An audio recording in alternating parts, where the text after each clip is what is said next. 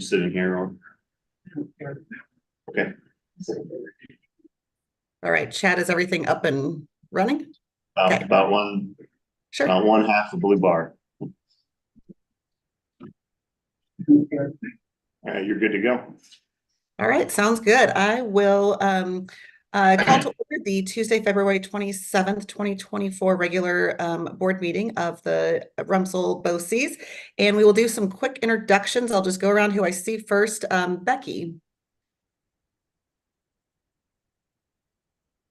Becky, I think you're on mute. Sorry. I was coughing. I didn't want to keep coughing. Okay. Good morning, Becky Myers, Douglas County School District. Thank you. Kimberly. Yeah, Denver Public Schools. Thank you. Ruthie.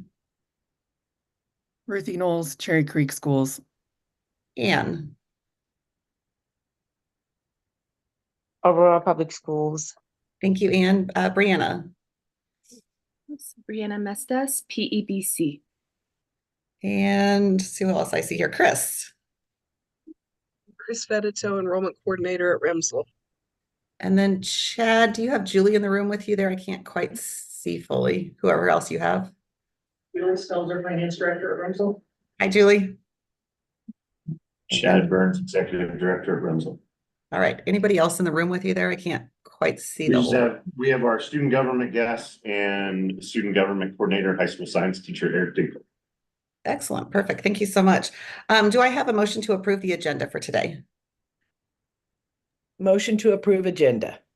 Thank you, Becky. Do I have a second? Second. Thank you. I think, was that Kimberly? I couldn't see very well. All those in favor, if you want to raise your hand or put your hand up on the screen, that would be great. Thank you. And do I have an approval of the minutes? Motion to approve minutes. Thank you, Becky. Do I have a second? Second. Thank you, Brianna. All those in favor? We've got everybody. Perfect. And Chad, I will turn it over to you for the executive director report. Great. So you have a copy of this in your digital packet for reference.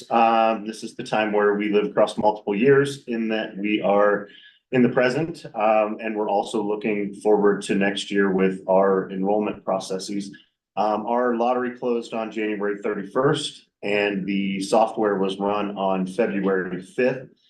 Accepted applicants and a percentage of waitlist students were notified with an in-person phone contact through the conclusion of the week. And as a part of the process, students and prospective families were invited for an on-site shadow February 12th through the 16th. Once the shadow days complete, each family has a 1-week window to accept their lottery spot. And then in review, acceptance letter includes explicit language for financial aid to ensure that RMSEL continues to be a welcoming community for all students. At this time, our projected enrollment number is above the enrollment target we have set for next year. We're projecting right now 389 students, but we were in the same place at this time last year and our enrollment came in around 375. So we are going to build the budget for 375 on the October 1 count day, and the board will see that reflected in May in your initial budget review for next year. We're in the process of staff recommitment and hiring. We want to be competitive when the largest pool of teachers are available. We offer a $3,000 recommitment stipend. This request was made on February 16th and returned on February 23rd. The retention stipend shall be paid in the April payroll cycle for those electing to accept the award. As stated in the contract of acceptance, in the event an employee voluntarily elects to resign and or is subsequently terminated, the award is required to be reimbursed immediately. Our staff appreciate the opportunity to receive this stipend, understand it is voluntary, and informed that our intentions are to extend those one-time funds without subsequent long-term impact to our managing operating budget. So enrollment and staff hiring currently extremely active. We're hoping to conduct initial interviews for vacant teacher positions prior to spring break, which would start Friday, March 15th. Administrative update. In addition to the transition of the executive director position, we have a number of key personnel that will be retiring and or transitioning at the conclusion of the school year. We received notice that our Director of Secondary Education, Jessie Davis, will be transitioning with her family outside of Denver. Jessie's made a tremendous impact on our students, staff, and families, and her leadership will be missed by our community next year. In addition to her departure, our enrollment coordinator, Chris Vedito, as well as our facility manager, Ray Weldon, are retiring at the conclusion of the year.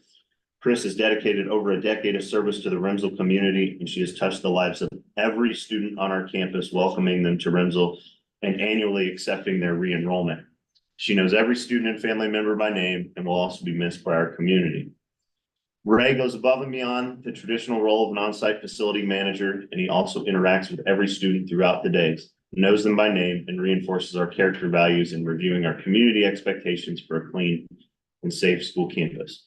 My intent is for the new executive director to be announced and to work in support of their vision to fill and or restructure leadership roles to support their success. Super exciting. And we'll speak to this a little bit with the executive director search update. I know the process is all this week with the initial interviews and the finalists being on campus. And that's due to from this Friday until the end of the school year, there is never a week at RMSEL that does not have some type of event, learning experience that takes students off campus to be on their spring crew trip and or assessment and or preparing for their portfolio or continuing field work. And these get kicked off with our 2 high school grade level immersion trips on Monday. Our high school students will be departing on their trips. The students travel as a cohort of 9-10 students and 11-12 students. Both spring grade level trips are connected to their second semester learning experience. The intent of the trip experience is to provide our students with context for the cultural relevance of each unit. Learning about our nation's history and the multiple perspectives of those impacted is solidified when we were able to be present in the community. The 11-12 students will be continuing their study of civil rights and exploring historical sites within Middle America that are oftentimes not represented in traditional curriculum text. The students will be at the Brown versus Board of Education historical site in Topeka, Kansas, to understand the magnitude of this Supreme Court decision that ruled separation by race in public education was unconstitutional. Throughout the 2-week trip, the students will also engage in learning experience at the John Brown Museum, Pea Ridge National Military Park, Greenwood Rising, Black Wall Street Historical Center, and conclude upon returning for a college writing workshop in Denver at the Osage National Museum. The 9-10 students will study and serve in solidarity on native lands in the desert Southwest over their 2-week experience. They'll begin by working in a native farming community in Taos, New Mexico on the Sol Feliz farm. As they continue their experience, they will work with the Hopi Nation in Second Mason, Arizona, along with our community contacts at the Teepee Racers. Finally, students will have the opportunity to backpack through Canyon de Chelly. During this backpacking experience, the students will be accompanied by Adam Teller, a native guide permitted to travel on and through this monument with Antelope Tours. So super, super, super excited for our upcoming experiences next week for our high school kids. Finally, the executive director search. This is the communication that went out and was posted on Friday. Went out again this week to update, to invite parents to participate. It includes the interview schedule that is today and tomorrow, which are of the board in executive session, and then the selection of 3 finalist candidates to be here at the day at RMSEL.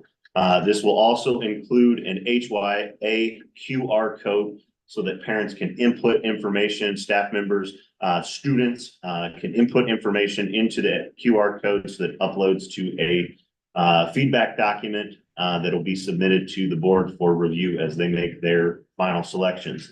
Also, we understand that some folks like myself can be technology limited. And so they have also provided a BOCES email that auto forwards to all of the board members' accounts to make sure that that is also an opportunity for feedback. And we're just excited to welcome another local Denver Metro leader, retired superintendent of Inglewood Public Schools and Littleton Public Schools. Brian Ewert is an associate for HYA, and Brian will be here on campus to facilitate those evening sessions with the finalist candidates. So I know Angela and others will be providing a more comprehensive update today, but just wanted to review that community communication that went out. So I'll be quiet and open up the floor for any questions or clarifications. Thank you, Chad. Board members, do you have any questions or comments for Chad? Go ahead, Ruthie. Question, I wondered if the emails that you send out, especially around the search for a new executive director, if you could include the us on that as well, like the BOCES email too. I can do that. I'll work with Chris because the way I typically do that is just the auto-generated pull down from Infinite Campus. And so I'm sure she can help me with clarifying how to push that or add that to our school list. Great, thank you. Any other comments or questions from the board?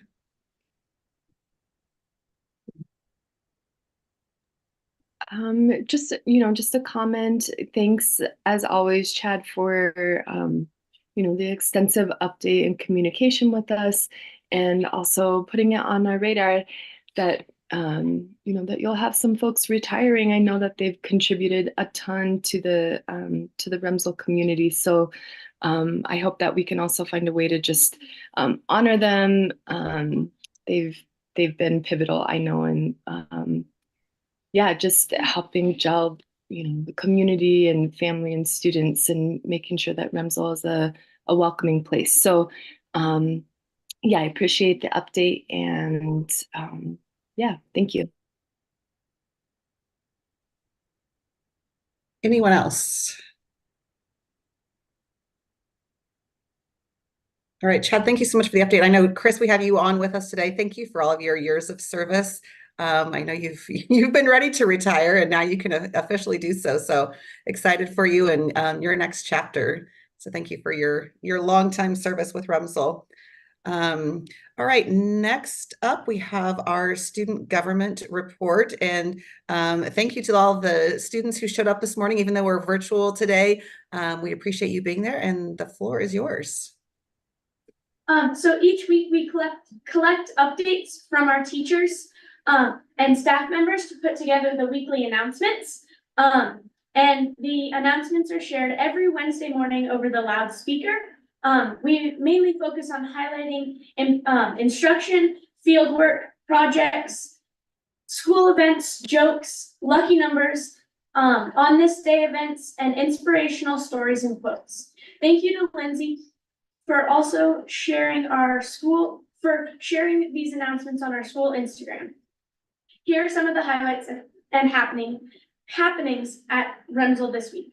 7th grade students are completing their summative assessment on their Empire of Mali in West Africa and created a museum exhibit with their Egyptian products. 8th grade is traveling to the Oregon Trail with their pioneer families. In literacy, 7th grade students have been reading and analyzing the Trash Vortex book. They're also learning about the life cycles of plastic. 8th grade writers have been engaged in a golden shovel poetry assignment and are curating their pieces into a presentation to highlight their work. In science, 7th grade is engaged in a study focused on the science of water and access to clean water, while 8th grade will be learning about the human body. 6th grade scientists have created flipbooks representing the 3 types of rocks and are conducting an ingenious rock lab. They visited the School of Mines last week for a Spot the Fake rock and mineral lab and a museum tour. The students are visiting the Colorado History Museum and engaging in a learning experience with democratic principles, and will present their thinking and support with evidence from the artifacts and exhibits. They will also be off campus for a mountain biking experience to help them prepare for the trip to Moab. 4 or 5 literacy and science students are researching natural disasters in Colorado and partnering with FEMA to identify the danger index and ways we can be prepared. They will be grappling with energy and matter.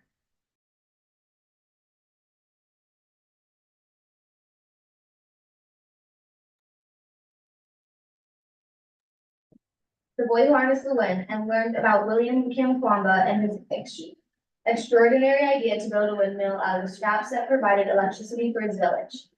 1st grade students have completed their bird study and beat challenge. They're in the middle of the kindness challenge. Kindergarten is learning about the river otters. They're working on their service project, and on Friday, the crews will be visiting the Children's Hospital. The children at the hospital designed the snowman and the crews are going to build them. In art, Jordy, our student teacher, has begun in her instructional solo. She has engaging and meaningful art projects going on with all grades and is collaborating with classroom teachers to design new units. 2-3 is wrapping up their illustrator study, and 2D art and design is creating social issue festival posters. 6th grade students have made clay bobbleheads, and high school creative curator projects are displayed. In anthropology, students are learning about different cultures and perspectives. They've had a guest speaker from Trinidad and Tobago. Students will also engage with guests from Iran and Ukraine. In technology, 4 or 5 students have finished their interview stories and are becoming capable film editors. In Genius Lab, students are creating a giant 3D Colorado map. It will fit an entire classroom. Students can locate key locations related to Colorado events, landforms, and regions and elevations. Congratulations, Coach Josie and the girls basketball team on a wonderful season. Great job, Chris. Thank you. Thank you both. That was fantastic. I love that we can have you at our meetings, and it was a great addition to do this a few months ago. And yeah, board members, do you have any questions for the students or comments?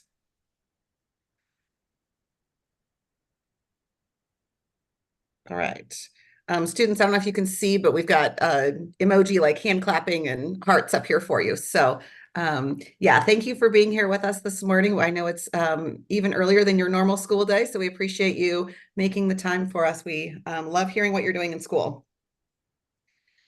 Up next, we have our open forum. Chad, do we have any comment this morning?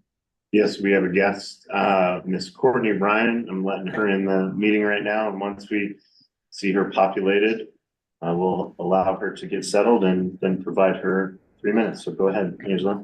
Good, perfect. Hi, Courtney. I think we've got you up there with us. Thank you. Thanks for being here with us this morning. The next 3 minutes are yours. Thank you. Good morning to everyone in attendance today, and I would like to formally address the members of the RMSEL BOCES School Board. My name is Courtney Ryan, and I am a parent of 2 middle school age children at RMSEL. Our family has been part of the community since 2018.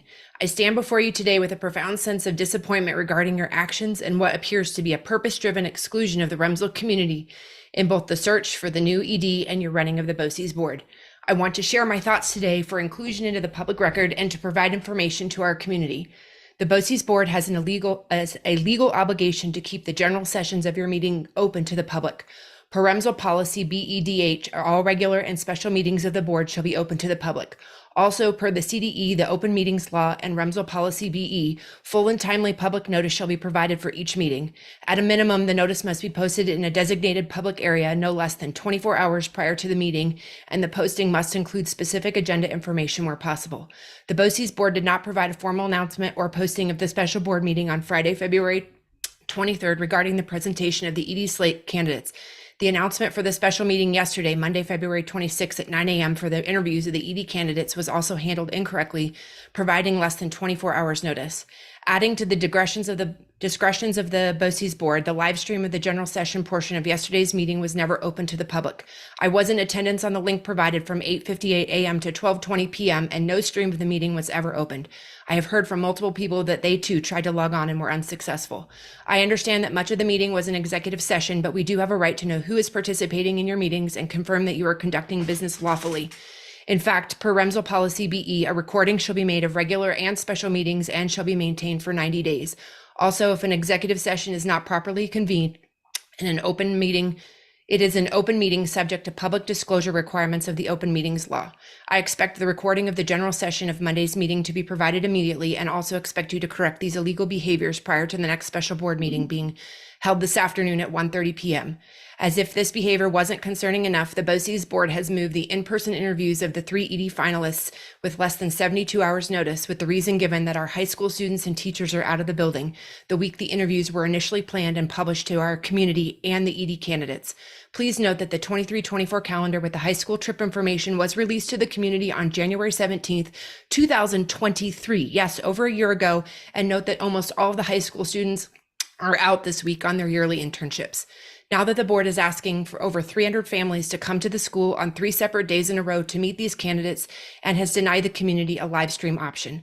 I will remind the board that the geographic location of many families' homes in fact is a long distance away from the school campus. If the board understood the makeup of our calendar and community, neither of these blunders would have been made, and the exclusion of many families in the ED process would not have happened. I have great concerns that the board understands our school model or represents our community's best interests in the selection of our new ED. With the very short time Kimberly, I have that's the end of your 3 minutes. We appreciate you being with us this morning. Up next, we have our consent agenda. And Chad, please correct me if I'm wrong, but we do not have the personnel matters that are listed. So we do not have a consent agenda that needs to be approved today. Is that correct? Correct. There are no consent agenda items. Okay, perfect. Then up next is our discussion item of the day, and that is the executive director search. And I want to pull up my notes here. We had our executive session yesterday with the first round of semifinalist interviews, and we will have the second round of semifinalist interviews, or second group of semifinalist interviews this afternoon. Per state policy or state statute, those are done in executive session for a number of reasons, but one of those is that really until a candidate has been named as a finalist, they often don't want their name to be public, as could potentially jeopardize their current employment. So that is one of the many reasons why that is done that way. And so we will continue that process. We will have communication out to the community. It will probably be late this evening, and we are aware of that short time frame. As Chad mentioned, I know originally we were going to do it in the original proposal from HYA, we were going to do it next week. And then I believe, Chad, correct me if I'm wrong, it was about 2 months ago that schedule was changed and published to the RMSEL community, saying that we would be doing those days at RMSEL this week. And that's a short turnaround for the community as well as the candidates. Fortunately, the candidates that we've spoken to so far have been very cordial and helpful in being willing to show up on that short time frame. They are very excited to get into RMSEL and see the building and meet the community. So we did have a great slate of candidates from all over the country. And then our final interviews will be done per state statute in public on Monday, March 11th from 9 to noon, and that will be at RMSEL. The RMSEL community is welcome to attend those meetings. It is a meeting to be held in public, but not a public meeting. And so the board will be asking those questions and be doing those interviews, and we will not have any sort of public forum at that time. But we do want the feedback from the community. And so in the communication tonight, and then also at each of the sessions for the receptions for the candidates this week, HYA will provide a QR code for each candidate in which the community can scan those and put in feedback, positive or negative, for each candidate. And then as you mentioned earlier, we also have, I think Chad mentioned and Ruthie mentioned, we have the BOCES@RMSEL.org email set up, and that email does go to all members of the board. And so if you would prefer to send an email over the QR code, we would appreciate that feedback as we narrow the field down and interview candidates. I just want to make sure I got everything covered in my notes here. I think that's it. Do any of the other board members want to give any additional comments about the executive director search or anything else that we can provide to the community? Hey, Angela, Yeah, go ahead, Ann. what's the protocol around public comment for RMSEL or for the BOCES? Sure. I don't know. I assume it's much like it is in Aurora, and it is in LPS. I know that we have that public forum option at our general meetings of the available to anyone in the community, whether they have students at RMSEL or not. And that time limit is, or that limit is 3 minutes. I'm not sure what it is in Aurora, but in LPS we have 3 minutes. I think that's probably pretty standard for most districts. So that, and we do not have public comment obviously during executive sessions, but during special meetings, we typically do not. Chad, anything there? And we also ask that individuals for public comment sign up by 5 p.m. on the Monday before the meeting. And we offer public comment both virtual and in person because we stream and record. So today's meeting is all virtual, obviously, but in meetings that are hybrid, where we have some members attending virtually and some individuals attending in person, individuals can present for public comment at the in-person present meeting. But we also, like our guests today, can send them an invitation to join the meeting, deliver their public comment, and then exit the meeting. So trying to be accommodating, understanding that RMSEL serves a wide geographic swath of the community, and to try to be accommodating of various schedules. Chad, thank you for clarifying that. And that's also one thing Thank I wanted to let the community know, that with our days at RMSEL happening later this week, Wednesday, Thursday, and Friday, that evening reception from 5 to 6, we've received a number of requests from the community that those be either live streamed or recorded, so that folks that can't make it either any of the nights or perhaps one of the nights. So we are working with HYA today to get those set up. So those will in some fashion either be recorded or live streamed, so that people can view those from home, either live time or after the fact. So that will also be included in the communication tonight. So thank you for that. Any other comments from the board? Becky? I just have a quick question. Who is responsible for answering the emails that we received? Sure, I will take care of that and communicate with the board. Yeah, thanks. Thank you. Ruthie? A couple questions for Chad. Excuse me. Can you clarify just where the community is finding information about connecting, for this meeting or other meetings, if that's on the website or if that's just an email communications? Yeah, let me see if I can do a screen share here. Good.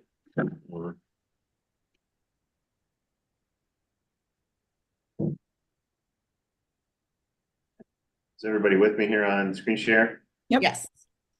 Okay, so information is located primarily in 3 places. We'll start with here at the center of the website. We built this tab, Executive Director Search, and tried to make it the focal point when you log in. This is where we've been archiving and posting information throughout the entire process. On Friday afternoon, the February 23rd update was posted.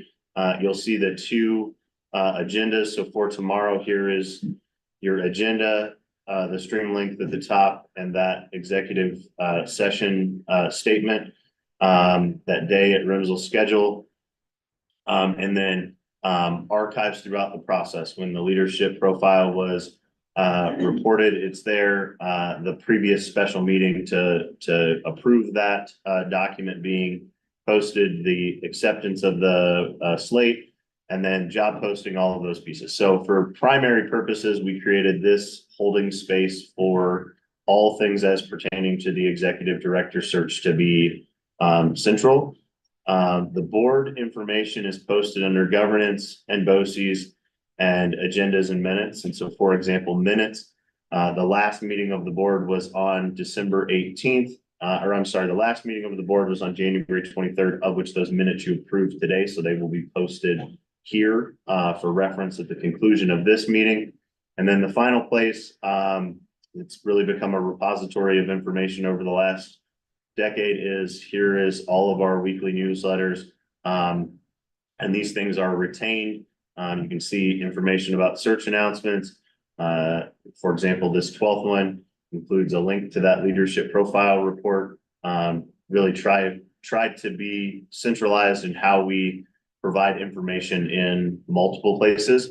And so that's the primary locator. As described in the BOCES agenda tab, these meetings are live streamed to the YouTube channel, and you simply type in the name of the meeting to view the live stream. And not to go into COVID historical context, but when we were learning all of these platforms and making them available to the public, we were allowing all members of public to participate in your active meeting. And those individuals started using the chat format in an unprofessional manner and were unmuting. And so we had to get to this place to make sure the board could do the business of the board, and as well that we provide the accommodation of streaming the information. So, and then we utilize as a supplement to this, Infinite Campus is the repository of all parent database, much so like PowerSchool and Cherry Creek, to where we can communicate information. And we send those notifications to a bank of emails that right now has 596 recipients. So that's how we communicate. We tend to use Infinite Campus for things that attract individuals' attention to their inbox. We don't allow teachers to use Infinite Campus to send updates because we don't want that to become a watered down system to where a parent wouldn't attend to the Infinite Campus responses. So that's kind of how we've done things to this point, and certainly any feedback from the board for improvements. I wanted to ask on the BOCES website. I know we had talked about this meeting being virtual for a while.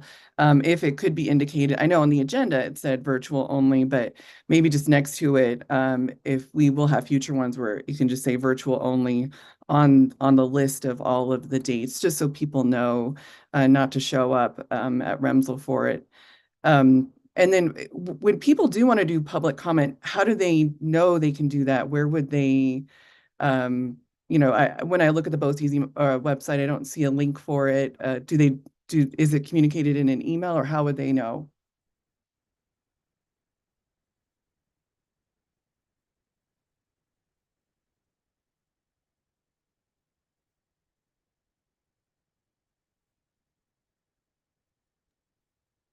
Chad, I think you're on mute. Sorry, I'm doing two things at once here. Good. Chris, do you know where the public comment piece is located? I'm kind of searching in real time. And it's maybe you just could look for that, let me know, or if it's Okay, not. yeah, absolutely. Okay. Yeah, here it is. It's actually below the agendas on the agenda page. Okay. In the center of the screen, it says if you're seeking public comment, contact Chris at 5 prior to. You'll be sent an entrance code and kind of what we shared earlier. It's on there. Maybe we need to bring it up to the top of make it the new header. Okay, thank you. I do have a couple of questions, Madam President, if you would. Yeah, go ahead, Ann. Thank you. So just for clarification, I did someone asked earlier, I believe I can't remember who it is, but about answering emails that the board receives from the community. And I heard you say you will take care of that. Does that mean it is in your power you are the one answering these questions traditionally? That would be correct. I know we just recently set up that email, and so that is something that is new to this entire board. We've not had that before, and so yeah, I think the vast majority, I mean, we haven't received a lot, but the handful of emails that we have received over the last couple of days have really been centered around having those receptions this week live streamed or recorded. And so I'm just working with HYA last night and today to figure out the best way in which to do that. And so as soon as we have that, for anyone listening that has sent those emails, as soon as we have that information available, I will respond to those emails with that information. So yeah, great question, Ann. Thank you so much. My second question might be for Chad. The recording of the meetings, what's the turnaround to publish those to the BOCES community? And I want to say, I believe executive meetings recording are not public, correct? That's correct. Yeah. And Chad, since we do these through the YouTube channel, they are effective immediately. Is that correct, Chad? Yes, so right now, what we've done, transitioning to this virtual environment, once the YouTube link goes up streaming, which it's active right now, at the conclusion of that, the meeting stays live tied to our channel. So for us, we haven't had a reason to pull that down and hold it for approval till the next board meeting, which would be adding steps in process. So for transparency purposes, this is live right now, and when we conclude the meeting, it's retained on that channel in real time. So it's accessible as the meeting is happening, and it's accessible recorded immediately following. Thank you so much. So there is no, I'm sorry, Angela, I think I cut you off. No, it's okay. I was going to say the only difference is the general session yesterday and then the general session today that are just those few minutes at the beginning and at the end of our executive session. Those are on a recording, and I do have those, but because they were a separate thing and they weren't run through Chad's account, I have to submit those to Chad for posting on the website, but I do have those that audio recording. Absolutely. But for clarity and transparency, the community is aware that executive meetings recordings are not something that will be published. Is that correct? And that is per state statute that executive sessions are not released to the public. So that is correct. Yes, thank you for clarifying. I just wanted to make sure that our families know that and understand that, and that be on record for the future.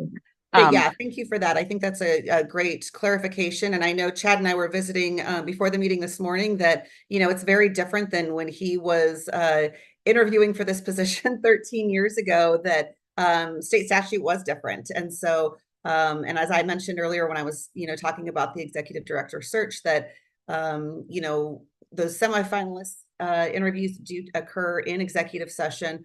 And one of the reasons is that candidates don't necessarily want their name public until they know that they are a finalist. So that is a protection for them as well. Thank you for all this clarification. Just for the record, I am brand new on this board, so I am learning the ins and outs. So all these are helping me understand how this board functions and to be effective at my job. So, Madam President, I appreciate your answers. So do I, Chad, with you. Thank you. Anyone else? Brianna or I'll go ahead and jump in. I do appreciate these conversations around access and transparency and communication. And I think, I think they're important to have in general, and especially as we have new board members and are norming, right? So I do appreciate that. And I do appreciate the questions posed by parents, and getting that primer from Chad on how and where to find information. I think that's really important. And I appreciate your willingness to elevate, on the agenda or on previous notification about how to sign up for open forum. So thank you for that modification and just making it more accessible. I just wanted to circle back also and clarify, Angela, regarding email responses to parents or email responses that we received. So what I understand is that you will respond directly to parents or whomever is sending an email to our BOCES account. Is that correct? And then in the case of circling back to them, or responding to them, generally what is a window that, the board will know that you will respond to them, and that you will also communicate with us that that response has been sent. Could you just clarify that for us? Sure, great question. And I think that I know we set up that Chad set up the BOCES email in the last few days just because we wanted to make sure that the community had all options available and giving the board feedback on the executive director search. And so, you know, I think originally set it up for the feedback on the finalist candidates. And with things this week with the receptions, I think, you know, we've received other emails in addition to that. And so it's something that is brand new to the board. So I think it is, you know, worth a discussion. I think in most districts in LPS, we kind of have one person that is designated as the person to respond so that we're not sending multiple responses back. I see a head nod from Becky. The same thing happens in Douglas County. And so, yeah, I think that I typically in LPS, I typically like to respond to emails as quickly as possible. With the handful of emails that we have received because they've been around this topic of live streaming or recording the receptions this week. It's really just getting that technology set up. And so I don't want to bombard people with emails. And so want to get those details first before I respond.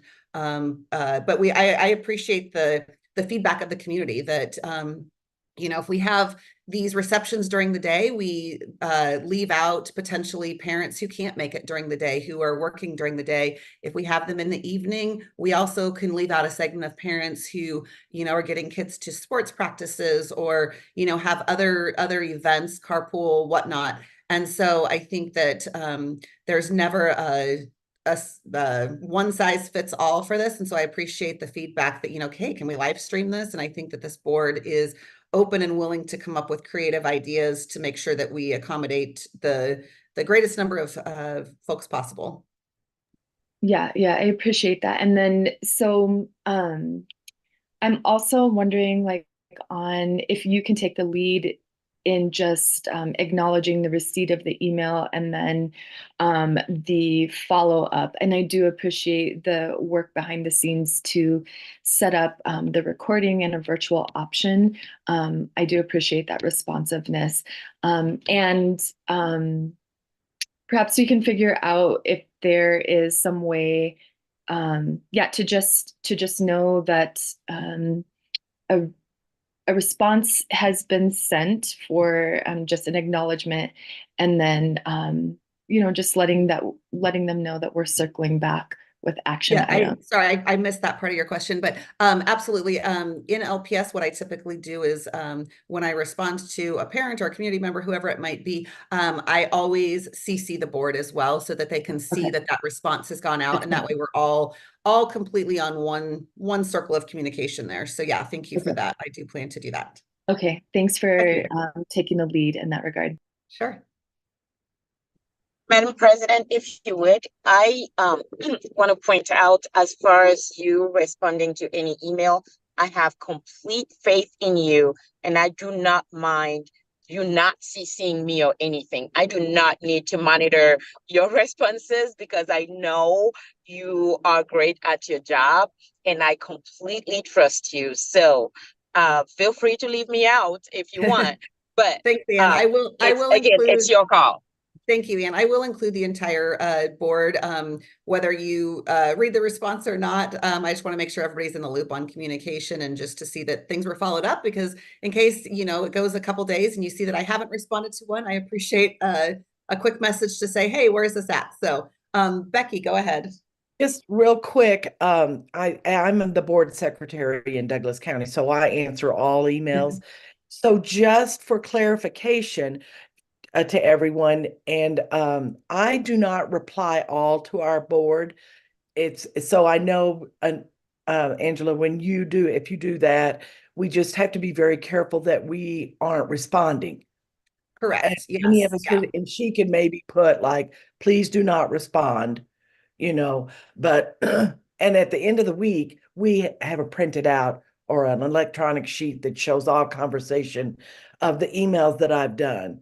So yeah, great clarification. And I think that for those that aren't aware, we've got lots of state statutes, but one of those is that reply all, that anytime there's a reply all with all board members, that could potentially constitute a public meeting. And so want to be mindful of that. So yeah, with that reply all to you as far as a response, it really is the just a kind of an FYI that it was taken care of and not necessarily continue to reply, if that makes sense. So yeah, thank you for that clarification, Becky. That is something that I know we are very careful of in LPS as well. So thank you for that. All right, any other questions or comments from the board on the executive director search or anything that I have missed? I know we had our interviews yesterday were great. I'm looking forward to our interviews today. It is going to be a very difficult decision to narrow it down to just 3 candidates. We really have a great pool, a great slate of people that I think will that understand RMSEL and understand the community and have a great desire to continue to see it succeed. So, yeah. All right. Up next, I do not believe we have any action items today. And so we will move on to our report items, and I will kick it over to Julie for our budget report. Is she still there? I'm Oh, here. I see you. I was Thank you. technically challenged and couldn't find the link to get to the meeting. You're So good. I'm in person. I see you now. That's great. So everybody should have gotten the financial statements in the email on Friday. I think the one thing to note on here is you can actually see the reduction in funding to us with the decreased enrollment. It went down in January. We received some other money, some ELPA money, English language proficiency money. We received some READ Act money, about $8,000. And the rest of the things on here, there's really nothing new. There was one additional line item for the debt service breakdown for the bond. Twice a year, we have to pay SECFA a fee based on our bond amount. And so that was the only addition to that area. But the rest of it, you just approved the revised budget in January. So far we're good. Hoping that we stay good. That's great. Thank you for staying on top of all of those numbers and just constantly providing reports. We appreciate it. I'm hoping today, I'm still trying to get through the transmission to the state where CDE and our audit equal. I have one last piece of that which should go through today, and then we're moving on to the tax return. I get an extra day because it's a leap year. So I need that day. So, are there any questions about the financial statements? Questions for Julie on the budget? Anybody want to come sit with me and go through them line by line? No takers, no takers. Okay. Great. Thank you, Julie. We appreciate all that you do there. You're welcome. Chad, any items for the future agenda? No, I think just being cognizant that we don't have a regular meeting of the board in December or March of each year to accommodate the holidays and spring break. And so the next time we will convene in general session is April, but the board will be convening in the public session for the finalist interviews on that Monday, March 11th, which will be on site here at RMSEL, 9 to noon, and we will use the same platform that we use for general session meetings to live stream and post to YouTube. That is great. Thank you very much. With that, I will entertain a motion to adjourn. Motion to adjourn. Thank you, Becky. Do I have a second? Second. Thank you, Ruthie. All those in favor? Aye. Perfect. Thank you. With that, we will see you this afternoon at 1:30 for the beginning of our general session. And as we jump into our executive session, have a great morning. Thanks, everyone. Bye. Thank you.